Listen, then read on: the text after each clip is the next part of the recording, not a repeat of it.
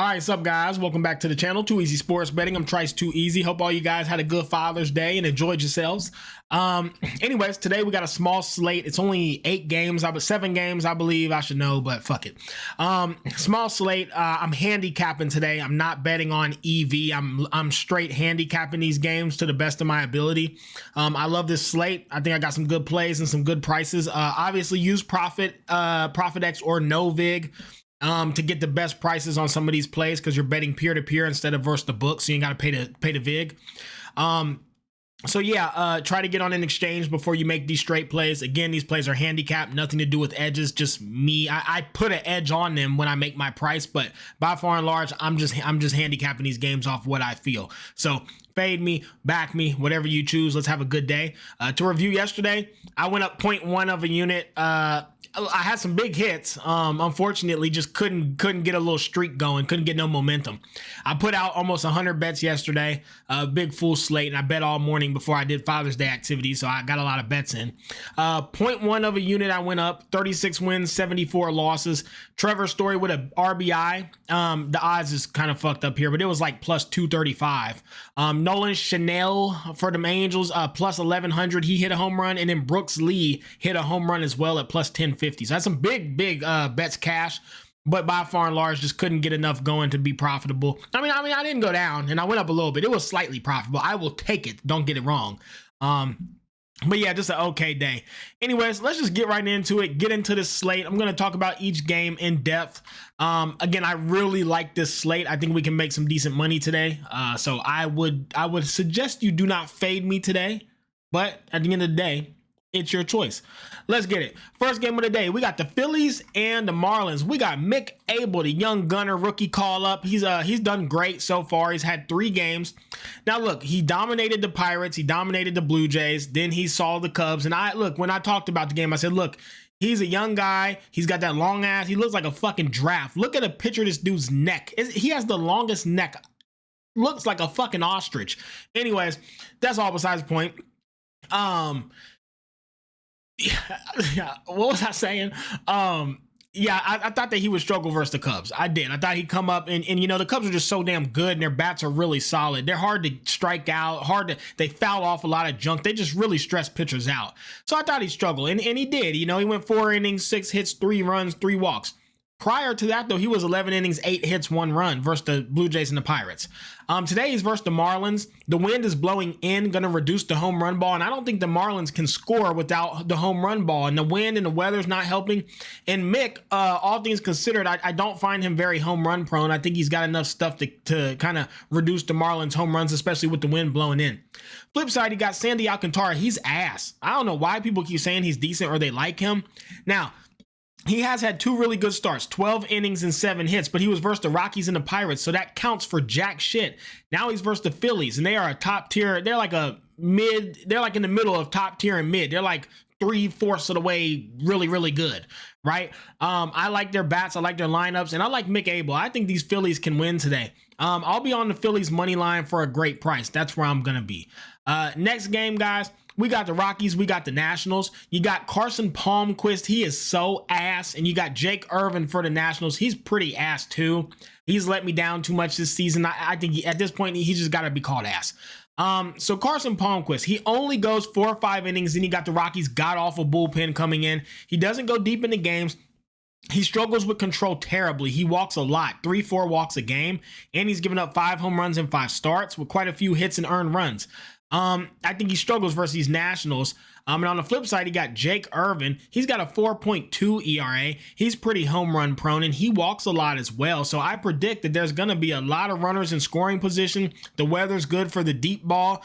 You got 2 pitchers who only go about 5 innings. The bullpen's got to come in, and these bullpens are bad.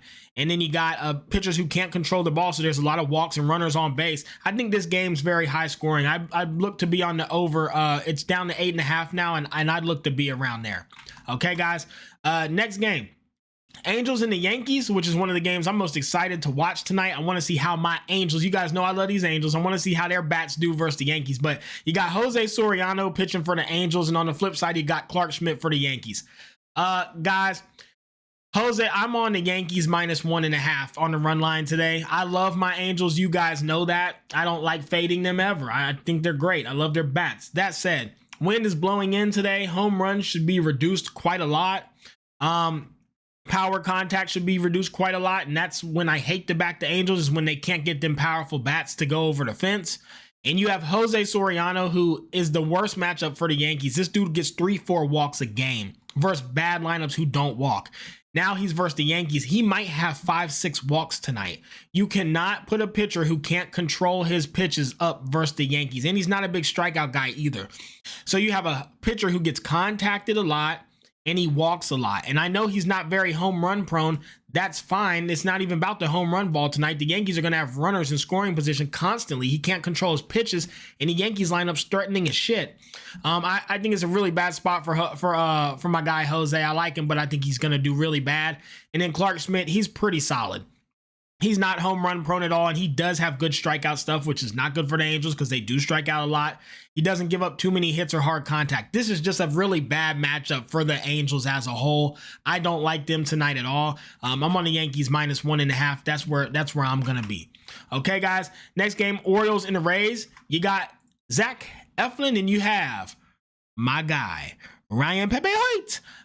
So listen, the Rays bats, they look really good right now, guys.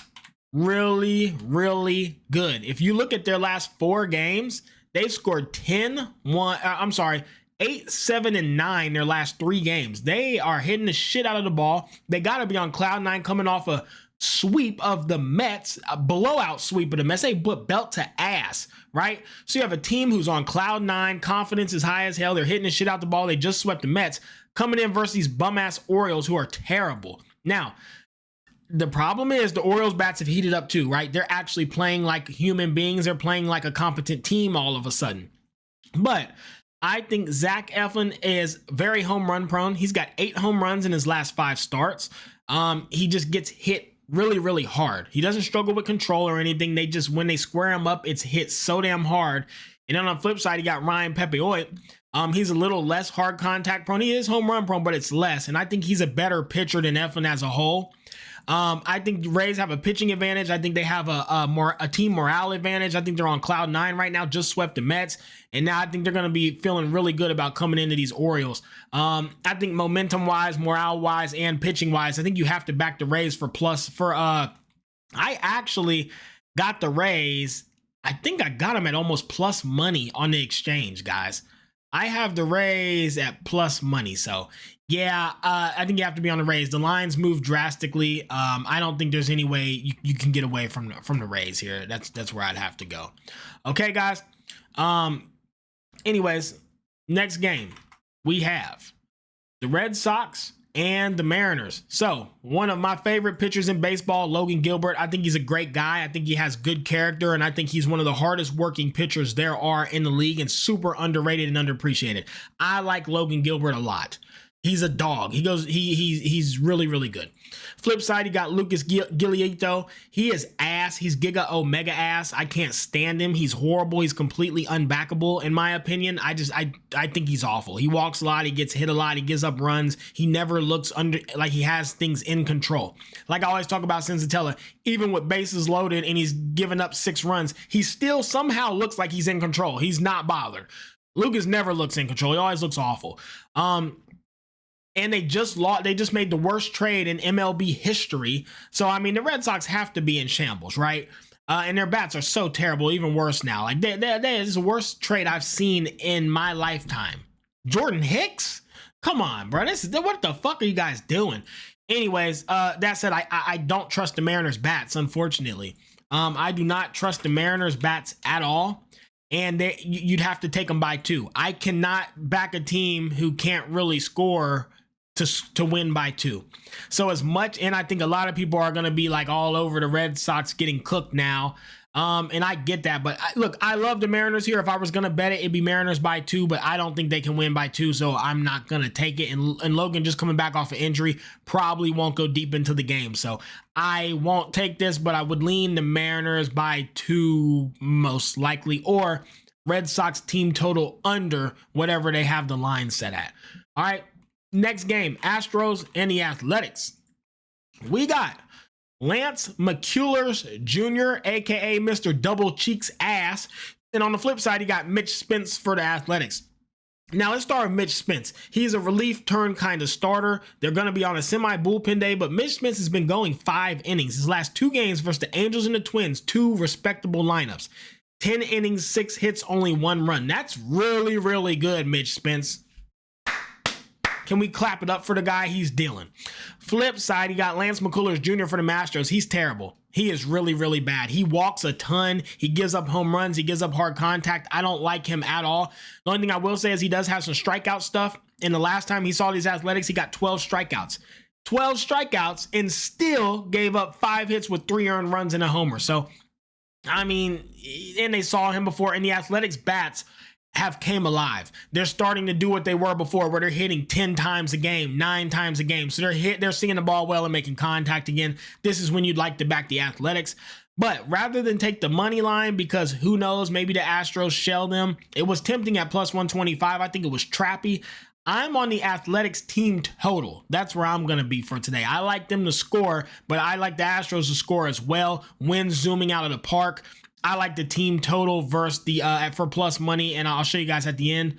So that's where I'd be, is Athletics team total. And then the last games of the day, we got the Padres at the Dodgers. You got Dylan Cease on the bump, and then you have Shohei Ohtani pitching tonight. Now, Shohei will probably only go 2 innings, maybe 3 if he's doing well. They're going to see how he does. You know, he hasn't been pitching, right? Recovering and things like that from injury. And who knows how he's going to pitch, considering he's just been an offensive and outfielding juggernaut. So will he even pitch good? Will he pitch long?